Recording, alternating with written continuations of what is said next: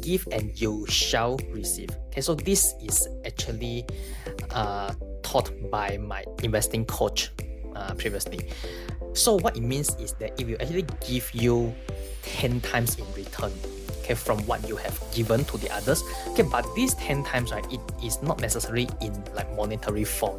It will come back in terms of like networking opportunity or some other opportunity like business opportunity or something like that will give you like 10 times of the money that you have given out.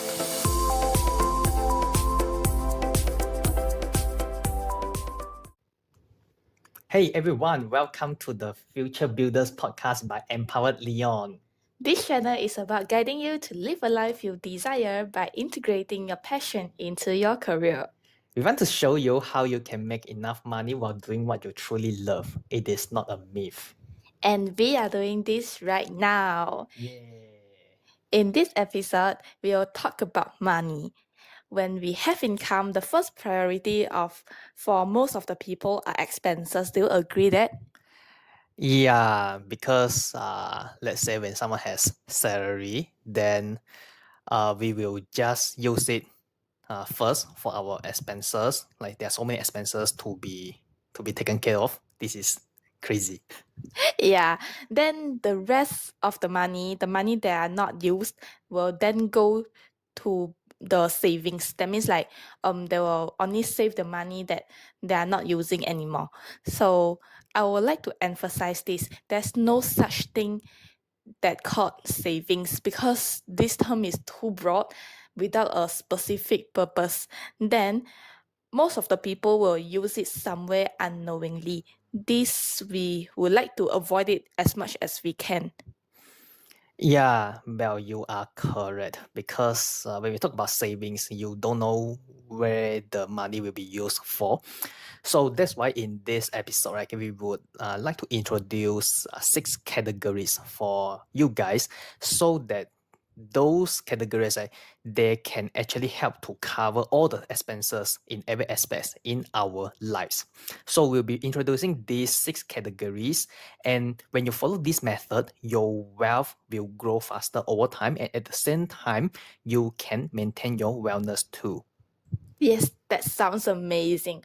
So now I would like to introduce the first category, which is a very, very important component in our daily life, which is needs. Like I'm sure that everyone will have like at least daily or monthly expenses, right? Yeah, this is like true. Yeah, that is a must. No matter you want to spend on food, spend on the rent, utilities, or even you have kids, you have to spend some money on it. When you have something, you have to spend money, right? So, yeah, and other than the daily and monthly expenses, right, you also some of you might have yearly commitment like insurance, tax. Yeah, because those commitment, right, it doesn't come, on a daily or monthly basis. So people tend to forget them. Okay, when they do budgeting for their expenses, they tend to just forget about it because it just occurs once a year.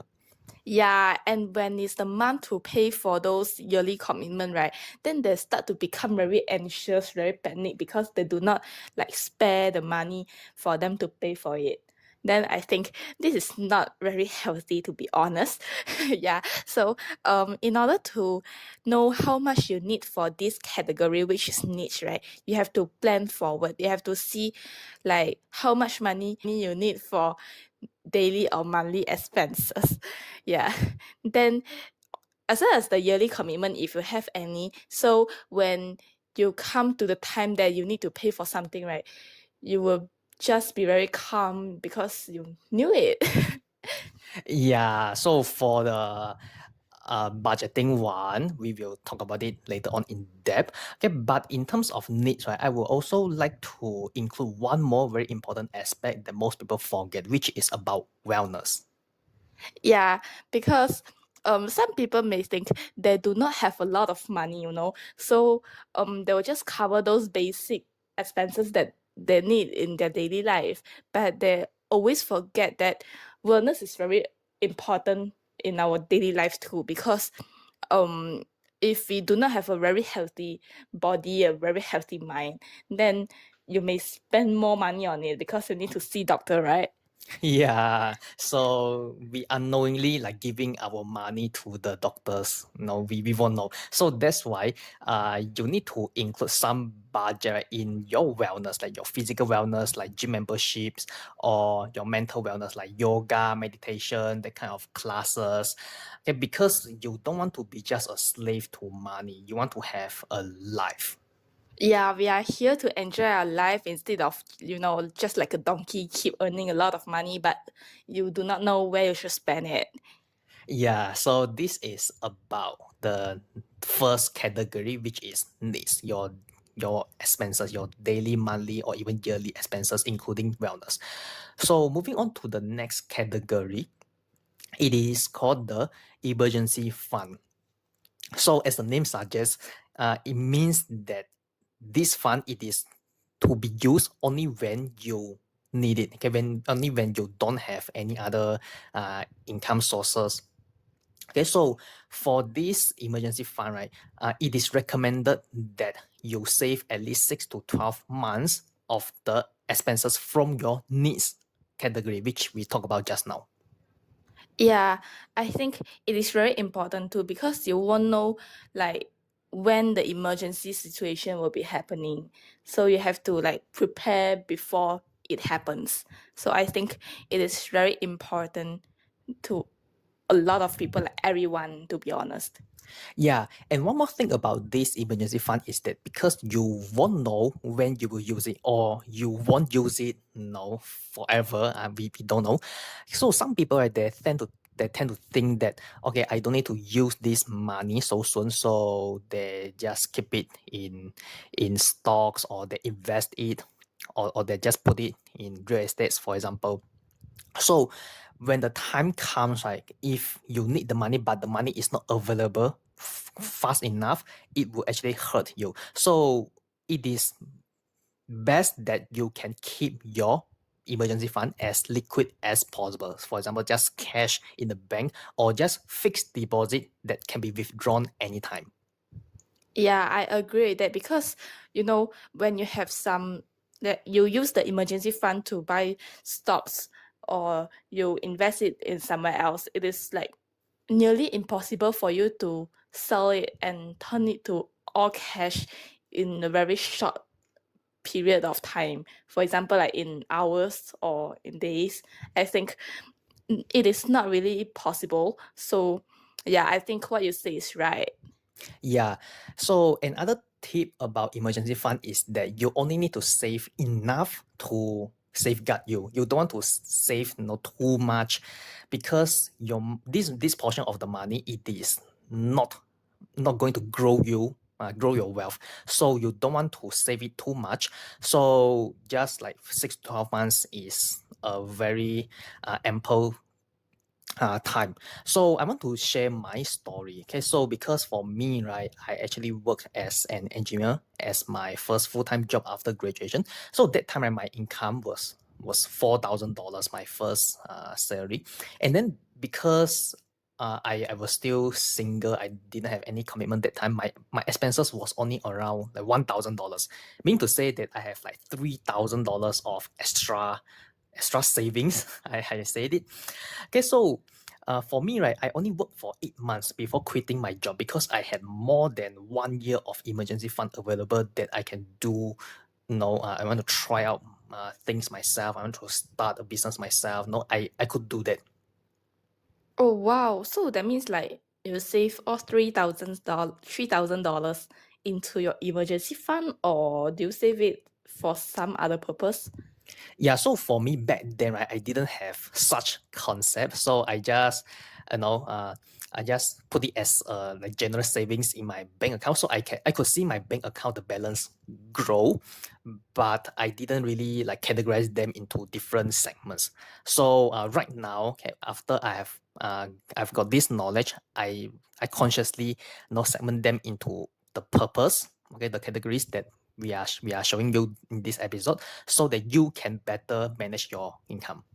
Yeah, I totally agree with you, Daniel, because um when you just like save your money one lump sum in your bank account, right? Then you see a very huge amount. Then you can think, like, I'm a rich man, I have a lot of money. But when you try to categorize them into different purposes, right, you suddenly feel that, oh my God, actually, I don't really have a lot of money for that. Like, for me previously, like, I like to travel around the world. So when somebody like join me to travel here and there, then I feel like, okay, I have a lot of money. Why don't we just go the place that we wanted to go? But after that, when I think about it, right, so I feel like, oh my God, I was so silly because actually I do not have a lot of money that enough to cover my expenses during my travel time. So I think, yeah, categorize it is very important because back then when I go travel, right, then I think my emergency fund is like left a little bit on me because I do not have that knowledge. Yeah, so we are both learning from our past experiences. I believe you are doing so. Yes, so whoever are listening to this episode right now, right, you must really put in all your attention to what we are discussing right now because I think if you still if you are still not aware of this, right, then I think you need to spend some time to think about it. Yeah, so I think we can move on to the next category. Okay, so the third category is long-term goals. Like people, we tend to have some short-term goals and some long-term goals as well. So short-term are those like what you want to buy. For example, you want to buy a bag, buy a watch, or whatever. That's short-term. That means like you just need a little bit of money to buy it. Then for long-term goals wise, I think when people want to buy a house or having a family, right? You don't tell me that having a family is not a long-term goal. It is because when you have a family, that means like you have more expenses together. So yeah, you need to prepare for it. Yeah, even though it is unexpected, but you still have one lump sum of money needs to be spent. Yeah, so in terms of long-term goals, right? Because you would most probably be buying assets like a house or even for a family. Okay, so you want to separate these goals into the down payment that you are going to pay for the first time and the subsequent monthly installment. Yeah, so your goal is to save enough for this down payment and the first 3 months installments only. Then the rest of the installments, right, it should go under needs. And the down payment is actually coming from this long-term goals category. But the I we mentioned just now the 3 months installments, right? It is just a backup for you, like when you suddenly lose all your income or you have some unexpected event happening, right? Then you have no more money to pay for the installment. Then that's the time for you to pay the installment using the money left in this category. Yeah, because it is unrealistic to like let's say when you want to buy a house, then the house is like $500,000, then you save up for $500,000 only you can buy the house. So it is not realistic. So that's why we split it into the down payment plus the 3 months installments. So the down payment it is the one that you pay upfront to acquire the asset. Okay, then for the 3 months, as Bell said, okay, it is used as a backup. Yeah, actually, Daniel, I have a question for you because my dream car is actually Tesla Cybertruck. So if I want to buy the Cybertruck in future, right, do I need to save it in long-term goals or? Yeah, so this is a good question. So for the long-term goals, right, I would say that it is mostly reserved for the assets. And car is typically a liability, but we believe that Tesla cars, they are not a liability, but they are assets. Okay, so this is like something related to their full self-driving technology that could be happening in the future, and we are very optimistic about that. Okay, so it should go under the long-term goals, right? Yeah, I think so because this is going to potentially earn you money in the future. Wow, that's amazing. I'm kind of like can't wait for it. So, Daniel, would you like to introduce the fourth category for us? Yeah, so far we have talked about three categories, which are needs, emergency fund, and also the long-term goals. So the next category that I will introduce, it is called the growth. So for growth, right, it is actually including education and investment.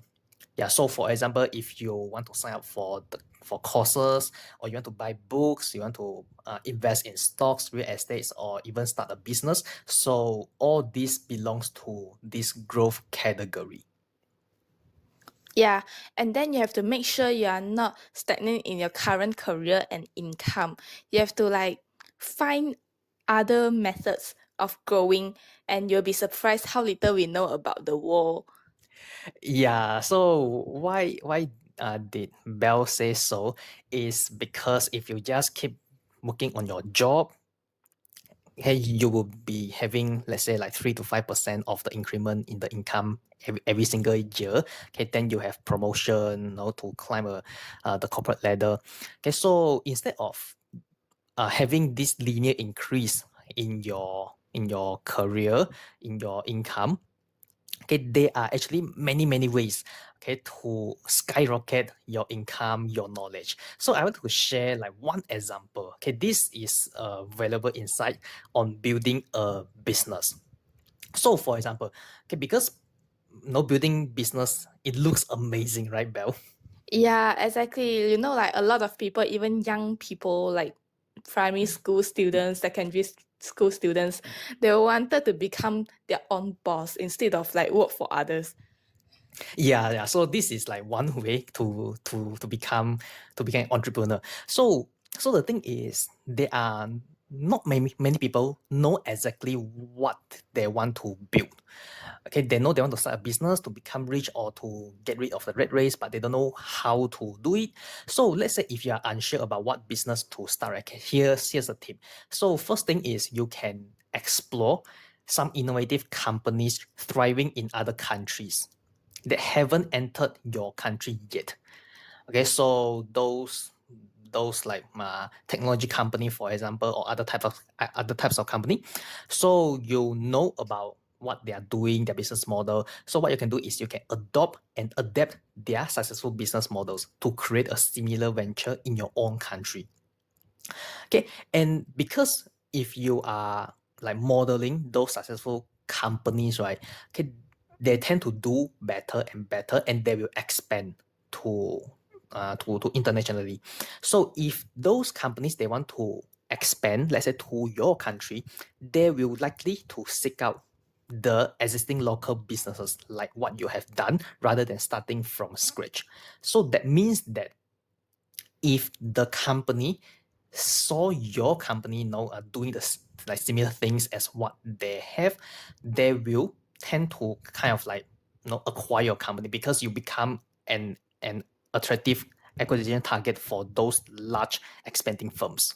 Yeah, so this is like one way on finding a business idea and then to create a successful business, because this has been done successfully by the other companies in another country.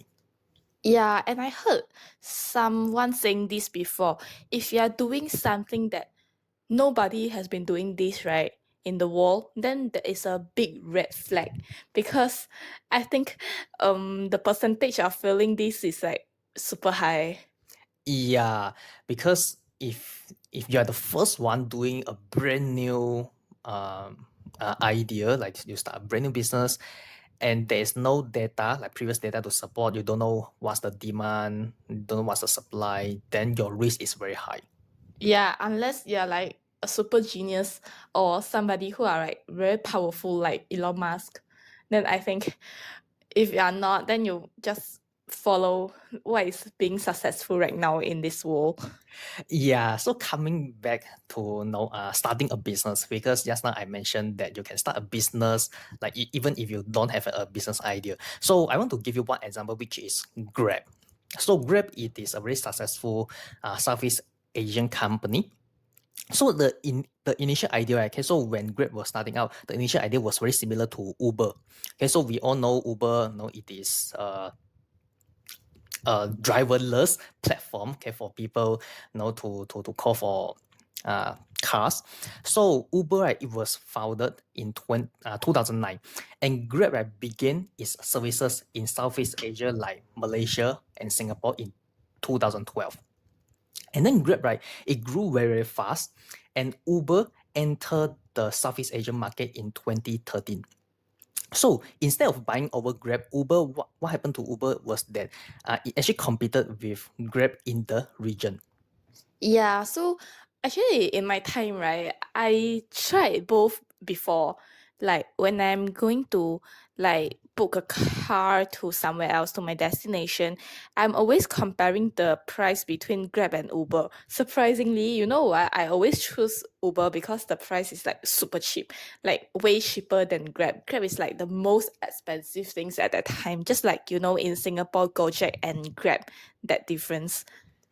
Yeah, but the thing was that Grab, right, it doesn't only uh work on the cars, but you know they also have other type of services like food, you know, other things. So Grab was able to provide like unique selling proposition in this region, this Southeast Asian region, and it made Uber, right, selling its Southeast Asia operation to Grab in 2018. So this is really crazy.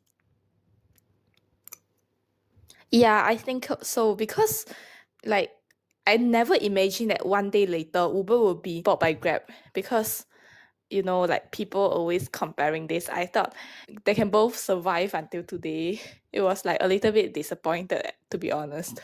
Yeah, so we want to emphasize that the Uber operation, it was sold to Grab. It is only in the Southeast Asia region. So you know, in other regions like in the US, Uber still the dominant one, and then Grab, right, after it acquired Uber Southeast Asia segment, and it continues to grow until today. So I want to tell you that no, Grab, it didn't have like an original idea initially, and it is able to now beat the the first company that is in this industry. So this is an extreme example, but you can see that this model after the business, right, it actually works in your country. Okay, that is very compelling. Yeah, I think that's really amazing. So it perfectly explain like why you should start the business when somebody are doing it right now in other countries. Yeah, I think I'm a little bit off topic, okay, because I keep talking about the businesses. So no, this episode it is about like talking the categories, right? Okay, so we are talking about the growth category. Okay, you should be reserving some money, right, that can improve yourself. Okay, so buying courses, books, and so on. Okay, so maybe in the future I will go deeper into like starting a business, how to select the right courses or investments for yourself to maximize the return for yourself. Yeah, so you know, it's a little bit tired when hearing Grab and Uber are they're working so hard, right? So it's time for us to have some entertainment. Yeah, so actually entertainment is very important in our daily life. Like actually a lot of parents or elderly, they don't see entertainment as a very important component in our life because they think this is extra, you know, like additional expenses which you may not need it to survive. But I would say, like, having some fun in your life actually can boost your mental health better. For example, like, it doesn't have to be a very expensive stuff, like, just as simple as a good dinner, a dinner with your friends, with your loved ones. I think that is more than enough. But somebody, like a lot of people, they like to travel, especially after the pandemic, right? So I think if you have additional money, going for a short getaway or staycation or even travel around the world would be a good idea for entertainment as well. Yeah, because time has changed. Previously, like maybe like 50 years ago, we didn't have like so many choices in terms of entertainment. Okay, but right now, you need to recharge your mental wellness. Okay, because we have worked so hard. Like for normal people, it is like during the weekdays, office hours, you have like you have gathered so much stress from your boss, from your colleagues. So you need to relax yourself. Okay, so one key thing about this entertainment fund, right? Okay, you need to actually finish this portion of the fund at least quarterly. Okay, because you are valuable and you are worthy, so you need to feel deserving. Yeah, so if you need to save for like maybe half to 1 year for overseas traveling, right, you still need to spend a portion on smaller items like having a good food or going out for a movie, like movie date. I think because when you are working busily to like save for the travel, right, that I think you may be too stressed. So you need some time to give yourself some personal time to enjoy your life. I think that is very important. And you don't tell me that you're earning a little bit, like earning too less for you to enjoy your life. That's not such thing because like people earning $1,000 a month is they can enjoy their life too. They don't need to travel around the world, but like once in a while you can going out with your friends to like the places nearby. I think that is possible. Yeah, so there are different types of entertainment for different types of people. Yeah, so just choose the one that suits you the best. And Belle, can you maybe like explain to us more about the like, psychology behind this? Why do we need entertainment? Like besides like recharging our mental wellness or just like reduce the stress. Okay, what is behind it? Okay, actually, um entertainment, right, this category, it has the same theory as manifestation. So do you know what is manifestation? Not sure. Can you explain a, a bit of it? Okay, so manifestation is basically you are not having this thing right now, but the thing is in your wish list, so you want to attract it. Oh, I see. Yeah, I think most of you might heard this word before because this is like kind of very popular or famous recently. Okay, understand. It means that no, I always have something that I wanted. So this is called manifestation. True, that's part of it. Yeah. So, universe is very amazing. It will only give you what you feel you deserve.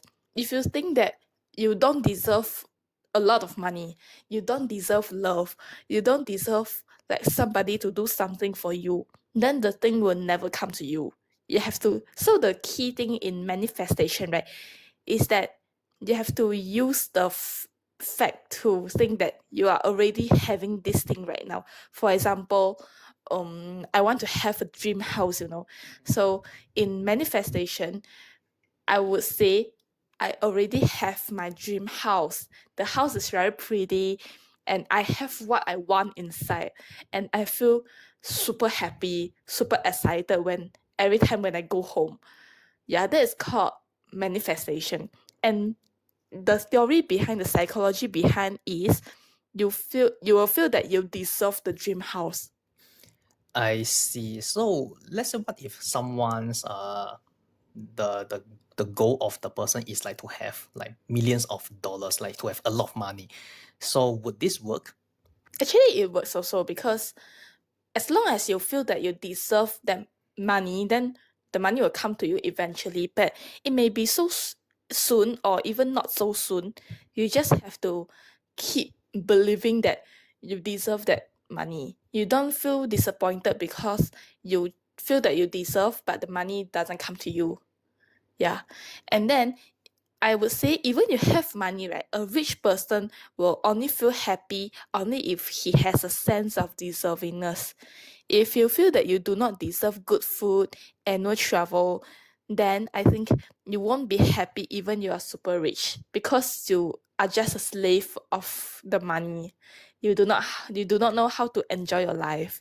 I see. So mean to say the person would just like keep working and keep saving the money and just do nothing about it. Yeah, I think I have been seeing so many cases regarding this, like my relatives, my friends. Mm-hmm. Yeah, I think it is super sad seeing them just keep working in their entire life without enjoying. Yeah. So it sounds like no, we must have entertainment. And I would say it doesn't mean that you can spend as much as you want just because you think you deserve it. Because like I think I deserve to spend $1,000 every month, but I only earn $800. Then how? Yeah, that's the trick. So you must control yourself because you know, as an adult, as a teenager, you are disciplined enough to control yourself. So you have to overcome your desire. So otherwise, you will be broke very soon, even you have a lot of money without controlling your expenses. Yeah, so later on, we will be talking about how do you plan for these categories. Yes. And other than entertainment, what do you think is important in our life? Mm, so far, I think we have covered five, okay, which are needs, emergency fund, long-term goals, growth, and also entertainment. So I think the next one, it is probably not about ourselves anymore. Okay, I think it is giving. So we want to show our love, okay, by giving away some portion of our money, okay, to other people who are in need. Yes. And I think last time my teacher always teach me this. Giving is caring also. Yeah. So what we want to do is that we don't like just keep 100% of our income to ourselves. Okay, we can maybe donate to maybe old folks home or orphanage, or even adopt a child overseas, in a third world country, or even adopt a pet. So, remember that I said in the first episode when I was introducing myself, I was sharing my background, right? Okay, I actually shared this: give and you shall receive. Okay, so this is actually taught by my investing coach previously. So what it means is that it will actually give you 10 times in return, okay, from what you have given to the others. Okay, but these 10 times, right, it is not necessarily in like monetary form. Okay, it doesn't mean that you give $100, then it will come back like $1,000 exactly. Okay, so maybe it will come back in terms of like networking opportunity, or some other opportunity like business opportunity or something like that, that will give you like 10 times of the money that you have given out. Yeah, I agree with that. Then how if for students that do not have a lot of money, then what can they do in terms of giving? So if you are a student, let's say you only have like $100 of the pocket money per month. I don't know. Yeah, so at the very least, probably you can like segment out like $10, okay, for giving. Let's say if you have absolutely no extra money, okay, for you to give, right?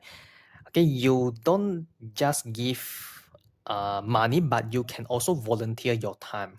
Go and work as a volunteer. Okay, go and help out like cleaning the orphanage and so on. Okay, so that can actually help you to be a better person.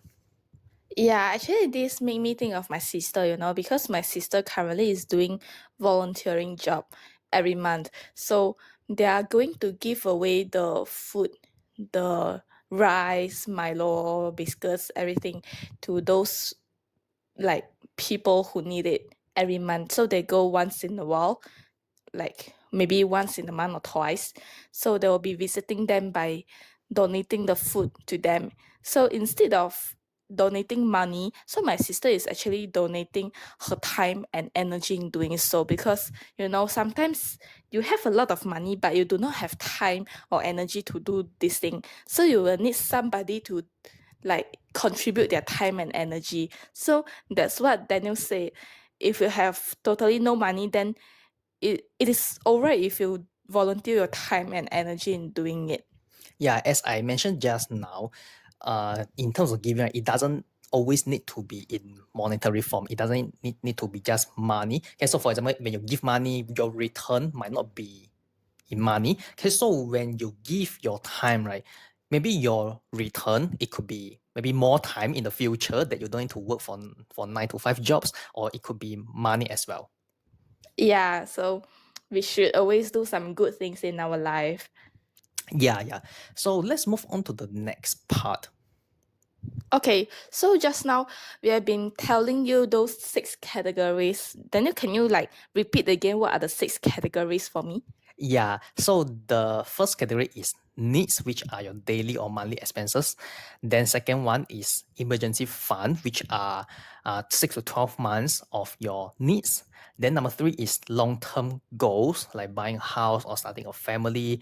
Then the fourth one is growth, which is education and investment to grow yourself. Then the fifth one is entertainment. You deserve, a good dinner or travel. Then last but not least, it is giving. Okay, so you have to give in order to receive. Yeah, so in order to plan your money into those 6 categories, right, you have to know your numbers very well. You have to understand them first and then list out all your income and expenses from January to December in a year. And then if yearly expenses, right, you have to take note of which month the expenses it occurs instead of dividing into 12 because I think dividing into 12 it is not really realistic because eventually you will use up the money. Yeah. So you have to plan ahead in which month that you will have additional expenses as well. Yeah, so the key thing here is cash flow. So if you divide the expenses into 12, you get the average of that expense for a month, but it doesn't mean that you only like pay so much for that month. So for example, for myself, right, I know that for me right now in January every year I have to pay for my car annual road test and also the service fee. And then in August, I will be paying my annual health insurance and my home insurance. So these 2 months, right, are the big months for me. So I have to plan ahead, to have enough cash to be paying those expenses. So when you're talking about planning ahead, right? How do you plan it? Do you like reserve that money when you receive your pay or Yeah, so for me, right, later on I will talk about the percentages. So what I do is that I will plan ahead, okay, to have like certain percentage to be reserved when I receive the income so that it can be used for that months, okay, for the 2 months that are very high for me. okay, I understand. And then when we're talking about additional expenses, right? Sometimes you have additional income as well, which is like a mini surprise for you in your life. But a lot of people may be too excited for it when they receive those additional income, for example, like year-end bonus, right? So they tend to like overspend it. So when they receive the money, they use the money to buy the things that they really, really wanted. So I think that is not right because they have to like really put it into different categories according to your need because you have to make sure it has a purpose without like just spending it somewhere else that you don't know. Yeah, so I understand that when you have extra like bonuses, like extra income, you feel excited, and it is okay to put a little bit more into let's say what you want to achieve, like your long-term goals or your entertainment. Okay, but please you need to really categorize them into all 6 different accounts for it to be purposeful. So the first step, as Bell mentioned, it is to know your numbers. Okay, so after you know your numbers, your income and your expenses, then the second thing you need to do is to express the numbers in percentage of the income. Let's say you earn like $5,000 for a month, and then let's say your typical expenses, your needs, right, is like $2,500. So you just take like 2,500 divided by 5,000. So your needs it will be 50% of your income. And you just do so, okay, for all your 6 accounts. So this is like a general guideline, but everyone is different. Okay, so needs, for example, is like 50%. Then emergency fund is 10% of your monthly income. Then long-term goals is 15%. Growth is 15% as well. Then entertainment is 5% and giving 5%. So this one, as I said, you need to adjust according to your situation. I've seen people like for me last time, right, I just have like 20%, okay, in my needs. Then the rest is like emergency fund and long-term goals and so on. Yeah, and I think actually myself is like super extreme, I can see I'm opening my planning right now, so I can see for savings, right, I have 45%, which is for the emergency fund. And then the expenses I have 10% of my overall income or pocket money. And the education is 15%, same as investment.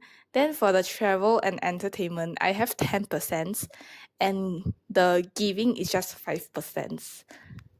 Okay, yeah, so everyone is different. So plan your own percentages accordingly.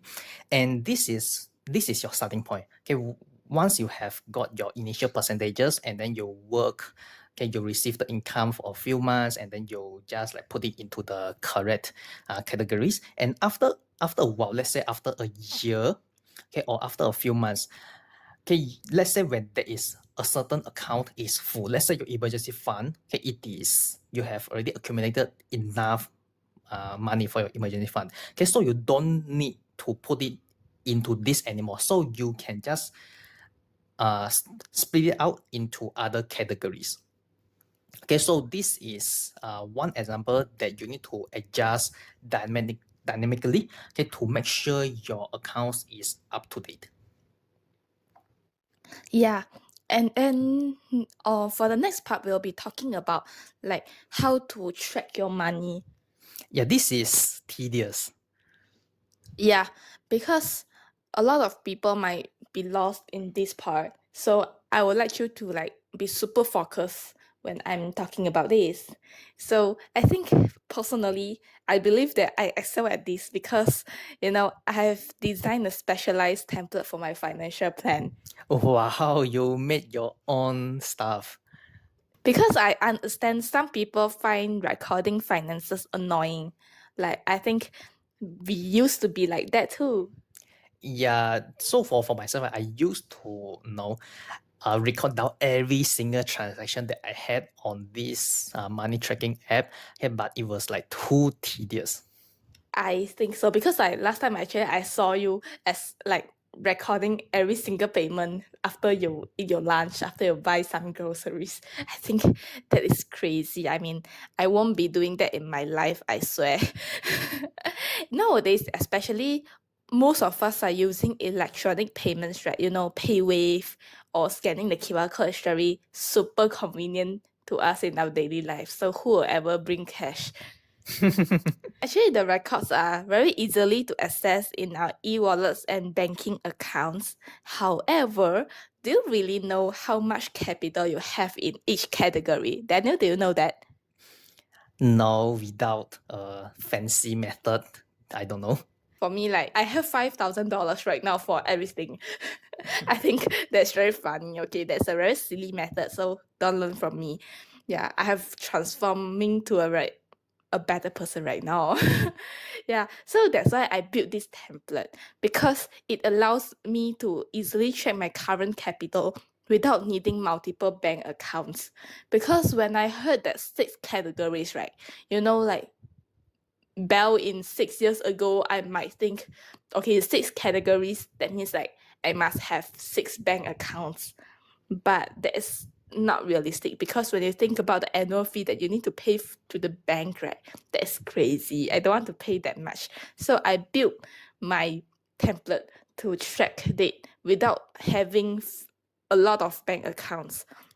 So the amazing part is I only record transactions monthly when I receive my pay or allowance, and occasionally when I need to categorize payments beyond regular expenses, for example, for education and investments. So, like when I'm paying for groceries or buying something I need, the one that is coming from my monthly expenses, which I don't need to record it down. I just make sure I won't exceed my budget and that's it.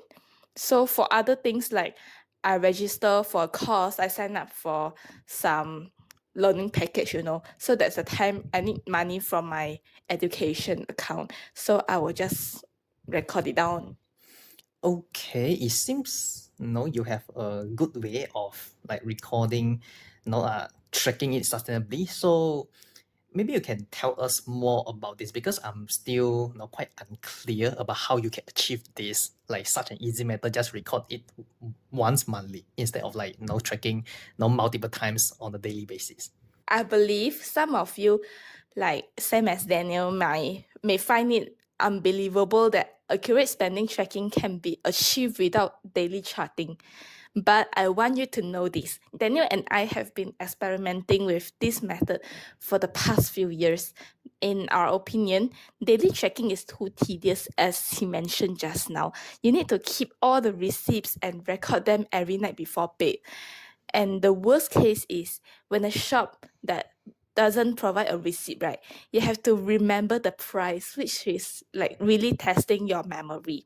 We believe this is very inefficient because your memory should be reserved for more important things in your life. For example, your work. Yeah, last time when I was like doing daily tracking, right? Now let's say when I drive a car to go to the shopping. So first of all, I've got my petrol, then I've got the parking fee, then followed by buying some drinks, groceries, entertainment, everything. So I have to like remember it on my brain, and then I only record down at night. So this is super tedious. It is crazy. Yeah, this is very tiring also. And then we think weekly tracking is also not ideal because you're busy working during the weekdays and on weekends it is meant for us for our personal time. So spending time to track your expenses over the last 6 to 7 days can be very annoying and frustrating. Do you believe that? Yeah. So therefore, we find monthly charting to be the most sustainable method. Like it is very easy for you to repeating this every month without feeling annoying or frustrated. Yes. So what is the system about? So my recording system includes 6 tables, each for a different category. That means like I have 6 categories as we mentioned just now, right? So I will have 6 tables for it. So I do it in Notion, but you can do it in somewhere else if you like feeling more comfortable, maybe on Excel or like other apps. Each table has 6 columns, which are year, month, debit, which means those incoming money, credit means outgoing money, balance, and purpose. So incoming money is recorded in the debit column, while outgoing money is in the credit column. So the reason is in the purpose column. So the purpose column, right, you will only record it down when you have outgoing money. That means, right, when you have money coming in, you don't need the reason, right? Because yeah, you can just accept it. Yeah, so the purpose is to like save to this category. And the balance updates automatically, so you don't need to have a calculator with you and you keep pressing on the calculator. I think that is like too old-fashioned and it has been outdated. It's not for us Gen Z, Yeah. And this applies across 5 categories. For example, like savings, investments, education, entertainment, and my gift to the society. So you may notice that the name that I give to my 6 categories might be a little bit different than what we have been discussing just now. So that's totally fine. You can just customize it based on your own personal need. So just now you mentioned like 5 categories. Right? So because we have got 6, so what is the one that's being left out? So the left out one is expenses.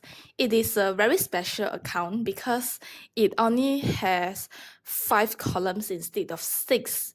So for my expenses, right, I will have year, month, budget, balance, and allocation. So the budget column reflects my total monthly expenses as well as the yearly one. And then including my groceries, utilities, and more.